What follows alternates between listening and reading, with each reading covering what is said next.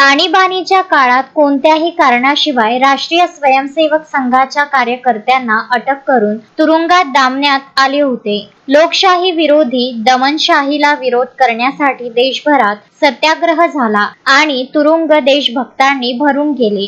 तुरुंगात या देशभक्तांनी अतोनात हाल सोसले. प्रसंगी कुटुंबातील व्यक्तीच्या निधनानंतरही त्यांना घरी जाण्याची परवानगी नव्हती. तरीही लोकशाहीच्या रक्षणासाठी त्यांनी कोणताही स्वार्थ न ठेवता कारावास भोगला, असे प्रतिपादन माजी खासदार सुरेश वाघमारे यांनी केले. भारतीय जनता पार्टी पुलगाव शहर मंडळाच्या वतीने गांधी चौकातील विजय निवल यांच्या निवासस्थानी आयोजित लोकतंत्र सेनानी सन्मान कार्यक्रमात ते बोलत होते.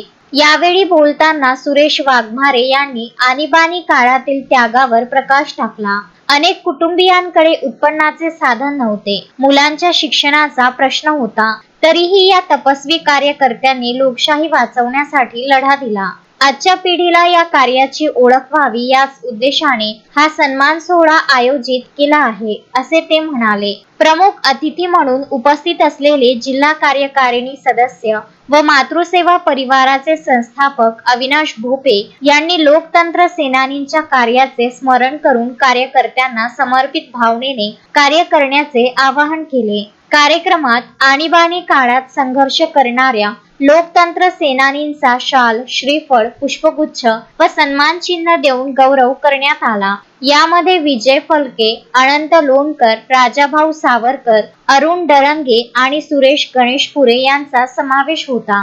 दरम्यान या महत्त्वाच्या कार्यक्रमाला भाजपाच्या एकाही निर्वाचित नगरसेवकाने हजेरी न लावल्याने परिसरात राजकीय चर्चांना उधाण आले होते. अश्विन शाह, विदर्भ न्यूज, पुलगाव.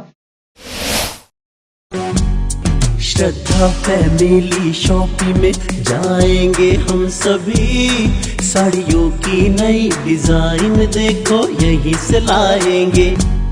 श्रद्धा फैमिली शॉपिंग में जाएंगे हम सभी, लेडीज जेंट्स बच्चों की हर फैशन लाएंगे सभी।